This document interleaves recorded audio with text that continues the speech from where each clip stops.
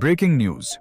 आप ऑस्कर विजेता Gene Hackman के आखिरी पलों में से एक का वीडियो देख रहे हैं, जो हाल के वर्षों में एकांत प्रिय हो गए थे। अभिनेता जीन हैकमैन की मृत्यु की जांच से संबंधित नए विवरण सामने आए हैं, जिनमें हाल ही में जारी किया गया वीडियो भी शामिल है। हालांकि हैकमैन के परिवार ने निजता का हवाला देते हुए इस फुटेज को जारी करने से मना कर दिया है। जीन हैकमैन की गुप्त सुरंग के अंदर हवा इतनी ठंडी है कि आपकी सांस दिखाई देती है। पत्थर की दीवारें पसीने से भीगी हुई हैं। चारों ओर सन्नाटा छाया हुआ है। न हवा, न ऊपर से कोई आवाज। अंधेरे में कहीं गहराई में पानी की बूंदों की हल्की हल्की आवाज के अलावा कुछ भी नहीं। संघीय जांचकर्ताओं को ऊपर वाले बंगले में पहले ही 2 शव मिल चुके थे। उन्होंने लूटी हुई लाइब्रेरी, खुली तिजोरी और फर्श पर घसीटे गए फर्नीचर का जायजा लिया था। उन्हें लगा कि सबसे बुरा समय बीत चुका है। तभी किसी ने दीवार के पीछे छिपा हुआ रास्ता खोज लिया और सब कुछ बदल गया। उस संपत्ति पर किसी को भी, न कर्मचारियों को, न पड़ोसियों को, न ही पुलिस को, इस सुरंग के अस्तित्व का कोई आगाह था। यही वह तथ्य है जो बाकी सब कुछ बदल देता है। हॉलीवुड के इतिहास के सबसे प्रसिद्ध अभिनेताओं में से एक जीन हैकमैन ने अपना पूरा जीवन इस रहस्य को छुपाए रखने में लगा दिया था। वह लगभग सफल हो ही गया था। जांचकर्ताओं को उन पत्थर की सीढ़ियों के नीचे जो मिला, वह कभी सामने नहीं आना चाहिए था। और इससे जीन हैकमैन के असली चरित्र के बारे में जो पता चलता है, वह तो अभी शुरुआत है। द ब्रीच, 26 फरवरी 2025 सुबह 11 बजे संघीय वाहनों का एक काफिला न्यू मैक्सिको के सांता फे के बाहरी इलाके में जंगल में गहराई में छिपे स्टील के फाटकों को मजबूत करने के लिए पहुंचा। उन फाटकों के पीछे $4 मिलियन का एक परिसर स्थित था। ऑस्कर विजेता अभिनेता 95 वर्षीय जीन हैकमैन और उनकी पत्नी 65 वर्षीय बेट्सी अराकावा की निजी संपत्ति। कई दिनों से किसी ने भी उनसे संपर्क नहीं किया था। न ही उनके फोन का जवाब दिया गया, न ही कोई कर्मचारी काम पर आया। एक ऐसी जगह पर पूरी तरह सन्नाटा पसरा हुआ था जो सामान्य परिस्थितियों में किसी छोटे सैन्य अड्डे की तरह चलती थी। लेकिन सबसे पहले किसी ने इस बात पर ध्यान नहीं दिया। एक मिस्त्री ने ही सबसे पहले इस बारे में बताया। न तो कोई परिवार का सदस्य, न ही कोई दोस्त। एक काम करने वाला व्यक्ति जिसने पुलिस को बताया कि उसका मानना है कि दंपत्ति की मौत अंदर ही हो गई थी। फाटकों को तोड़कर अंदर घुसना पड़ा, ताले काटने पड़े और इससे ही अधिकारियों को पता चल गया कि कुछ बहुत ही गंभीर गड़बड़ है। यह कोई ऐसी संपत्ति नहीं थी जहां किसी ने गलती से दरवाजा खुला छोड़ दिया हो। इस परिसर की हर चीज इस तरह से बनाई गई थी कि जब तक अंदर से कोई इसे खोलना न चाहे, तब तक यह बंद ही रहे। जब अधिकारी अंदर दाखिल हुए तो उन्हें किसी दुखद लेकिन सामान्य घटना की उम्मीद थी। मुझे तो किसी तरह की चोट के निशान नहीं दिख रहे। यह अजीब बात है कि दोनों ही नीचे गिरे हुए थे भाई। एक बुजुर्ग जोड़ा एकांत में अपने अंतिम दिनों में शांति से गुजर रहा था। वहां जो नजारा था वह बिल्कुल भी सामान्य नहीं था।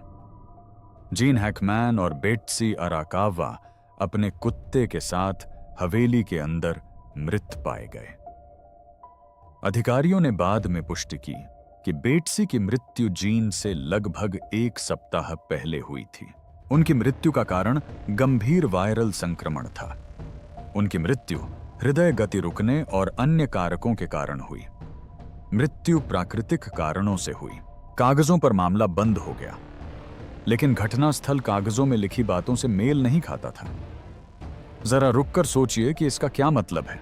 सांता फे शरीफ विभाग ने पहले दिन से ही जनता को बताया कि किसी भी प्रकार की गड़बड़ी के कोई संकेत नहीं थे। यह एक सामान्य भाषा थी जिसका उद्देश्य मामले को शांत करना था। लेकिन उसी बयान में उन्होंने यह भी स्वीकार किया कि घटना स्थल इतना संदिग्ध था कि पूरी संपत्ति की गहन फोरेंसिक जांच आवश्यक थी। इसमें कोई गड़बड़ी नहीं थी, लेकिन मामला इतना संदिग्ध था कि थर्मल इमेजिंग और फोरेंसिक विशेषज्ञों के साथ संघीय टीमों को बुलाया गया। ये दोनों बयान एक ही दुनिया में नहीं घटते और घटनाक्रम कई सवाल खड़े करता है जिनका जवाब आज तक किसी ने नहीं दिया है। बेत्सी की मौत जीन से पूरे 1 हफ्ते पहले हुई थी, 7 दिन। इसका मतलब है कि 95 वर्षीय हैकमैन अपनी पत्नी के शव के साथ उस घर में लगभग 1 सप्ताह तक अकेले जीवित रहे। उन्होंने मदद के लिए कोई गुहार नहीं लगाई, किसी से संपर्क करने का कोई प्रयास नहीं किया गया। बेत्सी हैकमैन मरने से पहले जिसकी तलाश कर रही थी और पुलिस अधिकारियों के प्रत्यक्ष दृष्टिकोण से पता चलता है कि उन्हें दंपत्ति घर में मृत मिले। एक व्यक्ति अपने प्रियजन की मृत्यु के बाद 7 दिनों तक चुप क्यों रहता है?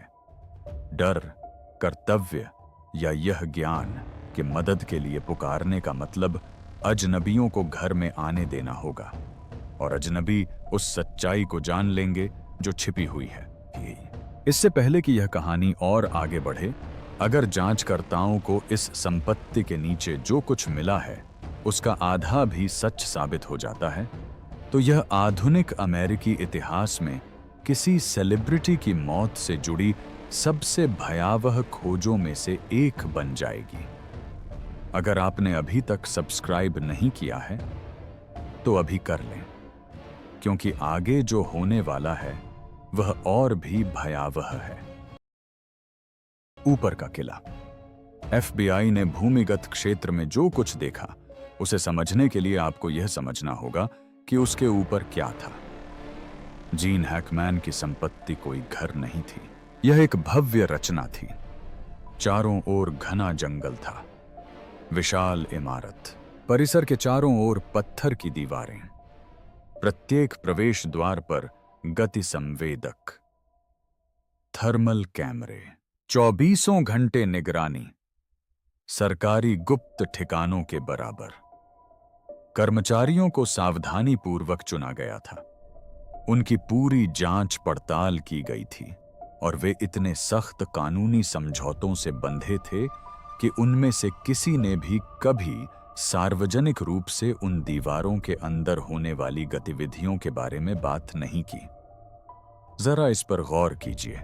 दशकों से कर्मचारी, माली, सफाई कर्मी, रख रखाव करने वाले और रख रखाव कर्मी, सब कुछ ठीक चल रहा है, फिर भी एक भी रिसाव नहीं हुआ।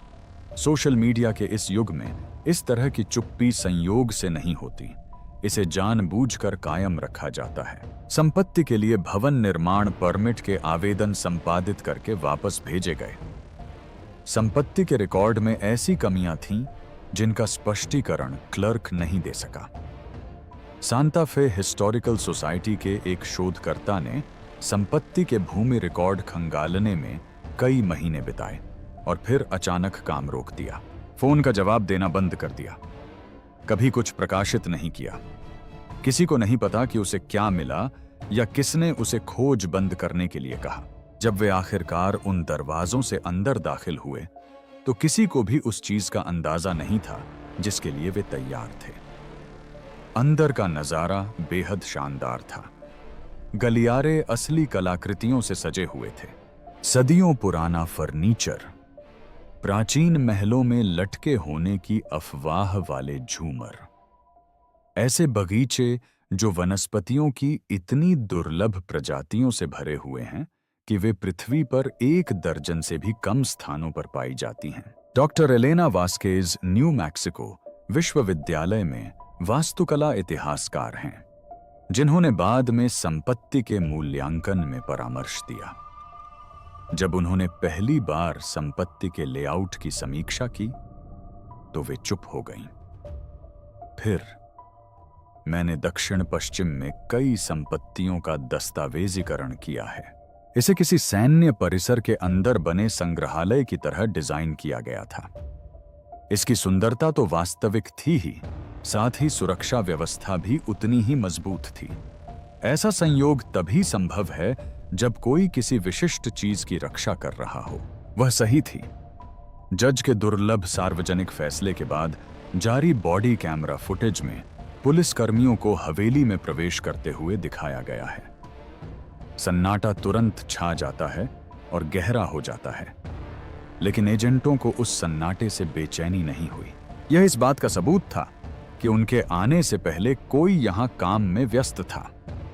फर्नीचर को लकड़ी के फर्श पर घसीटा गया था। किताबों को अलमारियों से निकालकर गलत तरीके से रखा गया था। दराजें थोड़ी खुली हुई थीं। बेडरूम में तिजोरी खुली हुई थी और खाली थी। कोई इस घर में कुछ खोज रहा था या कुछ छिपा रहा था। और फिर एजेंट पुस्तकालय में दाखिल हुए। हैकमैन के निजी पुस्तकालय में दीवार के एक हिस्से के पीछे इतनी सटीकता से छिपा हुआ कि आप उस कमरे में 1000 बार खड़े हो जाएं और आपको कभी पता न चले, संघीय एजेंटों को एक गुप्त तंत्र मिला। न तो कब्जे पर टंगी कोई किताबों की अलमारी, न ही किसी चित्र के पीछे छिपा कोई कुंडी। यह एक सुनियोजित प्रवेश द्वार था जिसे एक विशिष्ट सक्रियण क्रम की आवश्यकता थी। जिसने भी इसे बनाया था वह चाहता था कि यह उन लोगों को दिखाई न दे जिन्हें पहले से इसके अस्तित्व की जानकारी न हो। इसके पीछे एक संकरा मार्ग था। पत्थर की सीढ़ियां घोर अंधकार में उतर रही थीं। न कोई प्रकाश स्रोत, न कोई वेंटिलेशन, बस तराशे हुए पत्थर सीधे धरती में समा रहे थे। एजेंट नीचे उतर गए। हर कदम के साथ तापमान गिरता जा रहा था। हवा घनी, नम, धातु जैसी और जंग की गंध से भरी हुई थी। दीवारों पर नमी जमी हुई थी। उनकी टॉर्च की रोशनी पत्थर पर पड़ी और किसी ऐसी चीज पर पड़ी जिसने मुख्य एजेंट को बीच रास्ते में ही रोक दिया। और यहीं से अजीब बात शुरू होती है। दीवारें जानबूझकर बनाए गए चिन्हों से ढकी हुई थीं, न कि भित्ति चित्रों से, न ही सजावट से। सटीक नक्काशी जिसमें औजारों और इरादे का स्पष्ट प्रभाव दिखता है। कुछ नक्काशी रसायन शास्त्र से मिलती जुलती है, जबकि अन्य उन उपकरणों के तकनीकी खाकों की तरह लगती हैं जिनका अस्तित्व उस युग में नहीं होना चाहिए था जब यह सुरंग बनाई गई थी। दीवार के एक हिस्से पर एक ऐसी मशीन का खाका बना हुआ था जिसका आधुनिक समय में कोई समकक्ष नहीं है। गियर, कक्ष और पाइप इस तरह व्यवस्थित थे कि एक फोरेंसिक तकनीशियन ने बाद में इसे अचानक से उत्पन्न हुई इंजीनियरिंग बताया। यह निर्माण स्वयं एक कहानी बयां करता है। पुस्तकालय के प्रवेश द्वार के पास पत्थर का काम 20वीं शताब्दी के मध्य का था। साफ सुथरे कट, औद्योगिक सामग्री, कंक्रीट से बनी मजबूत दीवारें। लेकिन जैसे जैसे गहराई बढ़ती गई, दीवारें खुरदरी होती गईं। हाथ से तराशे गए जोड़, साधारण सुदृढ़ीकरण, कुदाल और छेनी के औजारों के निशान, बिजली के औजारों के नहीं। मार्कस डेवलिन एक संरचनात्मक अभियंता हैं जिन्होंने मार्ग के अंदरूनी हिस्से की लीक हुई तस्वीरों की समीक्षा की। उन्होंने लंबे समय तक उनका अध्ययन किया, फिर उन्हें रख दिया। उन्होंने धीरे से कहा, इसे मकान मालिक ने नहीं बनवाया था। ऊपरी हिस्से का जीर्णोद्धार, आधुनिकीकरण और सुदृढ़ीकरण किया गया था, लेकिन इस सुरंग का मूल ढांचा पहले से ही यहां मौजूद था। हैकमैन उसमें रहने लगा। उसे वह संपत्ति विरासत में मिली थी। फिर वे उस कक्ष में पहुंचे। वहां क्या इंतजार कर रहा था? एक विशाल भूमिगत स्थान, मानो समय ठहर गया हो। दीवारों के सहारे प्राचीन लकड़ी के बक्से रखे थे। कुछ बक्से समय के साथ ढह गए थे और उनका सारा सामान पत्थर के फर्श पर बिखर गया था। पीले पड़े दस्तावेज, जंग लगी धातु की वस्तुएं, ऐसी कलाकृतियां जिनका किसी भी निश्चित युग से कोई संबंध नहीं था। एक एजेंट ने धूल से ढके एक बक्से का ढक्कन उठाया और उसमें तस्वीरें मिलीं, नाजुक, किनारों से मुड़ी हुई, ऐसे चेहरे जिन्हें कोई नहीं पहचानता था। एक सदी पुराने कपड़े पहने हुए। कुछ तस्वीरों में बिना खिड़की वाले कमरों में गुप्त बैठकें दिखाई दे रही थीं। अन्य तस्वीरों में ऐसे स्थान, इमारतें और भूमिगत स्थान कैद किए गए हैं जिनका रिकॉर्ड में मौजूद किसी भी जात स्थान से कोई संबंध नहीं है। एक तस्वीर में कुछ लोग नक्शों से ढकी एक मेज के चारों ओर खड़े हैं। ऊपर लगे एक बल्ब की तेज रोशनी उनके चेहरों पर पड़ रही है। तस्वीर के पीछे किसी ने 1937 की तारीख और एक अज्ञात भाषा में एक शब्द लिखा था। तस्वीरों के बगल में चमड़े की जिल्द वाली फाइलें रखी थीं। उनमें गुप्त तिथियां, संपादित नाम और आधिकारिक अभिलेखों से जानबूझकर मिटाई गई घटनाओं का वर्णन था। कुछ पन्ने आंशिक रूप से जले हुए थे। किसी ने उन्हें नष्ट करने की कोशिश की, फिर रुक गया। अन्य दस्तावेजों पर उन संगठनों के चिन्ह थे जो आधिकारिक तौर पर दशकों पहले भंग हो चुके थे। सामग्री की मात्रा चौंका देने वाली थी। एजेंटों का अनुमान था कि उस कक्ष में मौजूद हर चीज की सूची बनाने में वर्षों लग सकते हैं। फर्श केवल धूल भरी पत्थर की परत नहीं थी, इस पर गोलाकार आकृतियां बनी हुई थीं। जटिल, सुनियोजित डिजाइन जो ऊपर से देखने पर आकाशीय मानचित्रों के समान प्रतीत होते थे। ऐसा लगता था मानो किसी कुशल कारीगर ने इन्हें जमीन पर उकेर दिया हो। ये पैटर्न न तो बेतरतीब थे, न ही सजावटी। ये विशिष्ट खगोलीय संरेखणों, नक्षत्रों, ग्रहों की स्थितियों और कक्षीय पथों के अनुरूप थे, जिन्हें उन्नत गणितीय ज्ञान की आवश्यकता वाली सटीकता के साथ बनाया गया था। जिसने भी इन्हें उकेरा था, उसने अंदाजा नहीं लगाया था। वे किसी चीज का नक्शा बना रहे थे या उसे चिह्नित कर रहे थे ताकि बाद में आने वाला कोई व्यक्ति उसे पढ़ सके। लेकिन दूसरी टीम के आने तक किसी ने इस बात पर ध्यान नहीं दिया। बक्सों से बरामद औजार भी उतने ही गलत थे। उत्कीर्णन किसी झात निर्माता या काल से मेल नहीं खाते। आंतरिक तंत्र इतने सटीक हैं कि उन्हें बनाने के लिए ऐसी निर्माण तकनीक की आवश्यकता होती जो इस सुरंग के निर्माण के समय मौजूद नहीं थी। एक उपकरण, हथेली के आकार का धातु का सिलेंडर जिसमें घूमने वाले आंतरिक छल्ले लगे हैं, बिना किसी जोड़ या संयोजन की स्पष्ट विधि के प्रतीत होता है, मानो इसे एक ही टुकड़े से ढाला गया हो। यह एक ऐसा कारनामा है जिसे मौजूदा धातुकर्म तकनीकें इतने बड़े पैमाने पर दोहराने में अभी भी संघर्ष कर रही हैं। डॉक्टर जेम्स व्हिटफील्ड ने सेवानिवृत्त होने से पहले FBI में 19 वर्षों तक फोरेंसिक विश्लेषक के रूप में गोपनीय साक्ष्यों की जांच की। जब उन्होंने इस मामले से संबंधित सार्वजनिक रूप से उपलब्ध विवरणों की समीक्षा की तो उनकी आवाज बदल गई, धीमी हो गई। उन्होंने कहा, जब कोई एजेंसी इतनी जल्दी इतनी खामोश हो जाती है तो इसका मतलब दो बातें हो सकती हैं। या तो उन्हें कुछ नहीं मिला और वे शर्मिंदा हैं, या फिर उन्हें कुछ इतना महत्वपूर्ण मिल गया है कि खुलासा करने की बात जांच दल से ऊपर उठ गई है। मैंने दोनों ही मामले देखे हैं। यह शर्मिंदगी जैसा नहीं लगता। सांता फे के नीचे की जमीन, हैकमैन की संपत्ति के आसपास का इलाका सिर्फ आर्ट गैलरी और रेगिस्तानी सूर्यास्त तक ही सीमित नहीं है। परमाणु बम का जन्म स्थान लॉस अलामोस यहीं पास में स्थित है। मैनहट्टन प्रोजेक्ट, परमाणु परीक्षण, गुप्त निधियों से हथियार अनुसंधान, ये सब हैकमैन के घर के बिल्कुल पास हैं।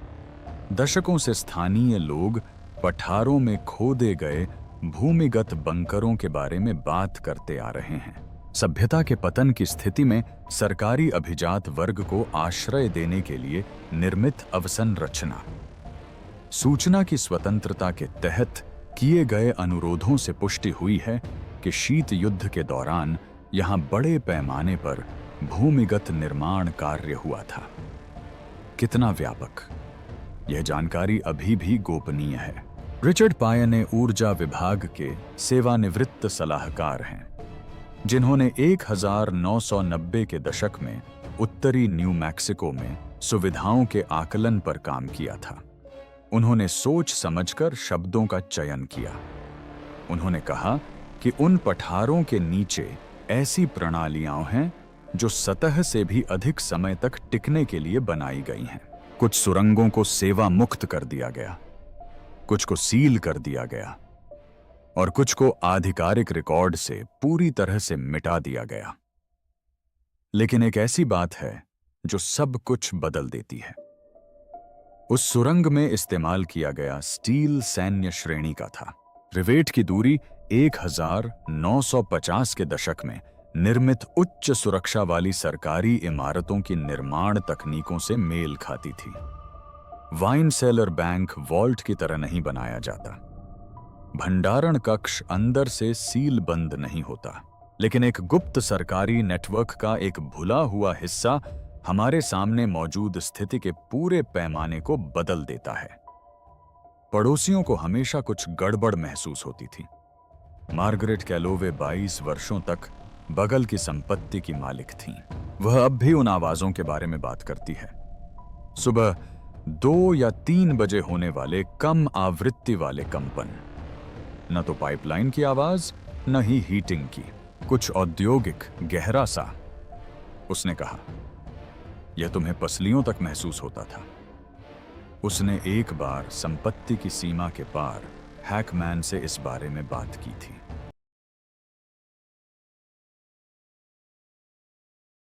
उसने उसे ऐसी नजर से देखा जिसके बारे में वह आज भी सोचती है। उसने उससे कहा, कुछ बातें छुपाकर रखना ही बेहतर होता है। उसने हंसते हुए बात टाल दी, लेकिन अब वह हंसती नहीं है। पूर्व दिशा में 2 संपत्तियां रखने वाले सेवानिवृत्त भूविज्ञानी फ्रैंक डेल्क्वा ने स्वतंत्र रूप से कंपन की पुष्टि की। उन्होंने एक ग्रीष्मकाल में एक पोर्टेबल भूकंप मापी यंत्र लगाया। माप किसी भी प्राकृतिक पैटर्न से मेल नहीं खाते थे। लयबद्ध, यांत्रिक, नीचे कुछ तय समय पर चल रहा है। उन्होंने 2019 में काउंटी में शोर की शिकायत दर्ज कराई थी। इस मामले में कभी कोई कार्रवाई नहीं हुई। अन्य लोगों ने बताया कि अंधेरा होने के बाद बिना नंबर वाली गाड़ियां आती थीं और भोर होने से पहले चली जाती थीं। सभी के चेहरे छिपे होते थे, न कोई बिल, न कोई लोगो, न कोई सुराग। जो पूर्व कर्मचारी कंपनी छोड़कर चले गए, वे बस गायब हो गए।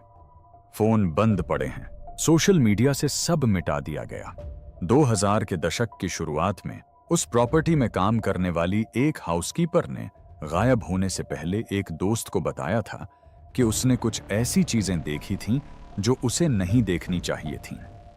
उसने कभी यह नहीं बताया कि वे क्या थीं। वह 1 महीने के भीतर ही चली गई। और सुनिए, जब मरम्मत के काम के दौरान पहली बार सुरंग का प्रवेश द्वार खुला तो श्रमिकों को इमारत की दीवारों में ही एक द्वितीयक संचार प्रणाली मिली। न तो फोन लाइन, न ही इंटरनेट केबल, बल्कि एक बंद सर्किट प्रणाली जो मुख्य घर को सीधे भूमिगत कक्ष से जोड़ती है। आधुनिक दूर संचार से दशकों पहले की वायरिंग, लेकिन कार्यशील, रखरखाव किया हुआ, चालू हालत में। किसी ने इस लाइन को वर्षों तक चालू रखा था और एक ऐसे चैनल के जरिए नीचे मौजूद किसी भी चीज से संपर्क बनाए रखा था जिसे मॉनिटर या इंटरसेप्ट नहीं किया जा सकता था।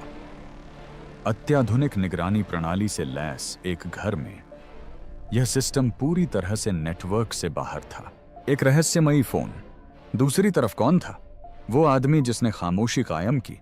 जीन हैकमैन के बारे में लोग यही भूल जाते हैं। किलेबंदी से पहले, चुप्पी से पहले, सार्वजनिक जीवन से पूरी तरह गायब होने से पहले वह अमेरिकी फिल्म जगत में सबसे सहज और स्नेहपूर्ण व्यक्तित्वों में से एक थे। किसी सेलिब्रिटी की तरह दिखावटी गर्मजोशी नहीं, बल्कि ऐसी गर्मजोशी जिससे अजनबी भी उसे पहले से जानते हों। सांता फे में उसके नाई ने एक स्थानीय रिपोर्टर को बताया कि हैकमैन हर कुछ हफ्तों में आता, उसी कुर्सी पर बैठता और 1 घंटा हेमिंग्वे के उपन्यासों और उस कंसास के मौसम के बारे में बातें करता जहां वह पला बढ़ा था। वह दुगुनी टिप देता था। उसे लोगों के बच्चों के नाम, उनकी उम्र, उनकी पसंदीदा टीम, यहाँ तक कि उन्हें मनचाहे स्कूल में दाखिला मिला है या नहीं, सब याद रहता था। स्थानीय किसान बाजार में दुकानदार उसे देखते ही पहचान लेते थे। वह थोक में हरी मिर्चें खरीदता था और अपनी टूटी फूटी स्पेनिश भाषा पर मजाक करता था। एक स्थानीय लाइब्रेरियन ने याद किया कि वह सामुदायिक कार्यक्रमों के बाद कितनी देर तक रुका रहता था और अनजाने में हुई बातचीत में सचमुच दिलचस्पी दिखाता था। उपस्थित जिज्ञासु। एक तरह से देखा जाए तो उनकी प्रसिद्धि के स्तर वाले अधिकांश लोग ऐसे नहीं होते। यह व्यक्ति एकांत के लिए नहीं बना था। जरा सोचिए कि इसका क्या अर्थ है। लोग अपनी पसंदीदा दुनिया से तब तक खुद को अलग नहीं करते जब तक कि कोई मजबूरी उन्हें ऐसा करने पर मजबूर न कर दे, जैसे निगरानी, कानूनी समझौते, सन्नाटा। उस जगह पर काम करने वाले हर व्यक्ति का सन्नाटा, दीवारें, कैमरे, सीलबंद द्वार। उसने ये सब इसलिए नहीं बनवाया था क्योंकि वह सनकी था। उन्होंने इसे इसलिए बनवाया क्योंकि उनके घर के नीचे किसी चीज की जरूरत थी। फ्रांसीसी कनेक्शन से लेकर राष्ट्र के दुश्मन तक, हैकमैन ने अपने करियर में ऐसे किरदारों को निभाया जो ऐसी साजिशों में फंसे थे जिनसे वे निकल नहीं सकते थे। ऐसे किरदार जो बहुत कुछ जानते थे, जिन लोगों ने दीवारें इसलिए बनाई क्योंकि दूसरा विकल्प इससे भी बदतर था। शायद यह सिर्फ अभिनय नहीं था। आधिकारिक तौर पर बताया गया है कि 95 वर्ष की आयु में हृदय गति रुकने से उनकी मृत्यु हो गई। यह तर्कसंगत लगता है, लेकिन इससे यह बात स्पष्ट नहीं होती कि दुनिया की सबसे बेहतरीन स्वास्थ्य सेवाओं तक पहुंच रखने वाले एक दंपत्ति ने अपने अंतिम दिनों में खुद को पूरी तरह से अलग थलग क्यों कर लिया। किसी डॉक्टर ने फोन नहीं किया, कोई आपातकालीन संपर्क नंबर नहीं, परिसर में कोई कर्मचारी मौजूद नहीं। अलार्म सिस्टम अभी भी सक्रिय था, लेकिन आंतरिक कैमरों को मैन्युअल रूप से बंद कर दिया गया था। एक किले में अकेले 2 लोग खामोशी से मर रहे थे, जबकि उनके ठीक 40 फीट नीचे कुछ सीलबंद चीज अपनी सांस रोके हुए थी। यह वह विवरण है जो इस मामले से जुड़े हर व्यक्ति को परेशान करता है। जब एजेंटों ने पुस्तकालय में सुरंग का प्रवेश द्वार खोजा तो वह सीलबंद नहीं था। तंत्र को हाल ही में सक्रिय किया गया था। 90 वर्ष से अधिक आयु के जीन हैकमैन अपनी मृत्यु से कुछ समय पहले ही उस ठंडे, नम मार्ग में उतरे थे। क्यों? वह क्या जांच रहा था? उसे किस बात का डर था? और यह वह सवाल है जिसे कोई भी खुलकर नहीं पूछना चाहता। क्या वह किसी ऐसी चीज से छिप रहा था जिसके बारे में वह जानता था कि आखिरकार उसने उसे ढूंढ लिया है? दरवाजा। कमरे की दूर वाली दीवार में गहराई में बक्सों और बिखरी हुई फाइलों और पत्थर के फर्श पर खुदे तारों के नक्शों के पार एजेंटों की टॉर्च की रोशनी ने उसे खोज निकाला। चट्टान में जड़ा हुआ एक लोहे का दरवाजा। बाहर कोई हैंडल नहीं, कोई कब्जा दिखाई नहीं दे रहा, बस जंग लगी स्टील की सतह, हर जोड़ पर वेल्डिंग के निशान, जिसे अंदर से किसी ऐसे व्यक्ति ने सील कर दिया था जो कभी बाहर नहीं आया। ताला लोगों को अंदर आने से रोकने के लिए नहीं बनाया गया था, इसे किसी चीज को बाहर जाने से रोकने के लिए बनाया गया था। यहां वह बात है जिस पर किसी ने तब तक ध्यान नहीं दिया जब तक कि हैकमैन से इसके बारे में पूछने में बहुत देर हो चुकी थी। FBI ने उस दरवाजे के पीछे क्या है, इस बारे में सार्वजनिक रूप से कुछ भी नहीं कहा है। कोई आधिकारिक टिप्पणी नहीं, कोई लीक नहीं, कोई पृष्ठभूमि जानकारी नहीं दी गई। ऐसे दौर में जब गोपनीय दस्तावेज कुछ ही घंटों में सोशल मीडिया पर आ जाते हैं, इस तरह की गोपनीयता सक्रिय दमन को दर्शाती है, और यह चुप्पी किसी भी प्रेस कॉन्फ्रेंस से कहीं अधिक जानकारी देती है। FBI की फोरेंसिक टीमें अभी भी वहां मौजूद हैं। हर कलाकृति, हर दस्तावेज, उन दीवारों पर अंकित हर प्रतीक का विश्लेषण कर रही हैं। DNA ट्रेसिंग, पीढ़ियों पहले मृत हो चुके लोगों द्वारा छोड़े गए शिलालेखों का क्रिप्टोग्राफिक डिकोडिंग, भाषा विज्ञानी, धातु विज्ञानी, पूर्व औद्योगिक इंजीनियरिंग के इतिहासकार खगोलविद कक्ष के फर्श पर बने तारों के नक्शों की व्याख्या कर रहे हैं। प्रारंभिक खोज के बाद से कई महीने बीत चुके हैं। किसी भी सामान्य जांच में कुछ न कुछ रिसाव तो होता ही है। प्रारंभिक निष्कर्ष, अज्ञात स्रोत, एक ऐसी पृष्ठभूमि जानकारी जिसका कोई भी विरोध नहीं कर सकता। इस मामले में कुछ भी नहीं। उस सुरंग से जुड़ी जानकारी को मौतों से जुड़ी जानकारी से भी ज्यादा गुप्त रखा गया है। इसका मतलब है कि वहां जो कुछ भी है वह सिर्फ ऐतिहासिक महत्व का नहीं है, यह परिचालन की दृष्टि से संवेदनशील है। किसी ने यह निर्णय लिया कि उस कक्ष की सामग्री अभी भी इतनी खतरनाक है कि उसे पूरी तरह से सुरक्षित रखना आवश्यक है। 1950 में नहीं, शीत युद्ध के दौरान नहीं, अभी, आज, शक्तिशाली लोगों की जागीरों के नीचे, जंगलों, पहाड़ों और उन शांत कस्बों के नीचे जिन्हें हम जानते हैं, ऐसे दरवाजे हैं जिन्हें कभी खोला ही नहीं जाना चाहिए था। जीन हैकमैन ने दशकों तक उन दरवाजों में से एक की रखवाली की। उन्होंने अपना पूरा जीवन उसी दरवाजे के इर्द गिर्द बना लिया।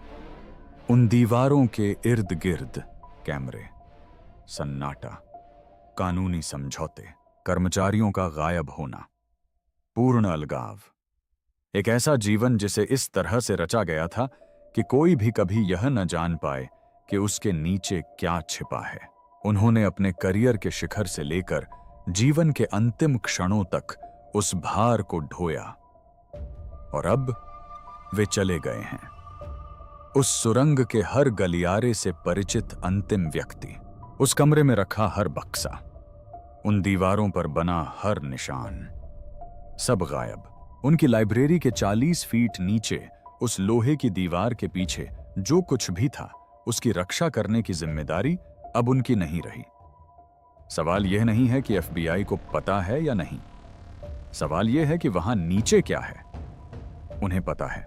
सवाल यह है कि आखिर ऐसी कौन सी बात इतनी खतरनाक, इतनी मूलभूत रूप से अस्थिर करने वाली, इतनी बड़ी चुनौती हो सकती है जो हमारे अब तक के ज्ञान को पूरी तरह से नष्ट कर दे, कि वे जनता को उस दरवाजे के पीछे मिली चीज के बारे में बताने के बजाय चुप रहना ही बेहतर समझते हैं। क्या हैकमैन किसी ऐसी चीज का आखिरी रक्षक था जिसे उसके जन्म से बहुत पहले दफना दिया गया था, या वह उसका आखिरी कैदी था? अपनी थ्योरी कमेंट्स में बताएं। और अगर आप इस कहानी का अगला हिस्सा आने पर यहां मौजूद रहना चाहते हैं तो सब्सक्राइब करें। वीडियो में मिलते हैं।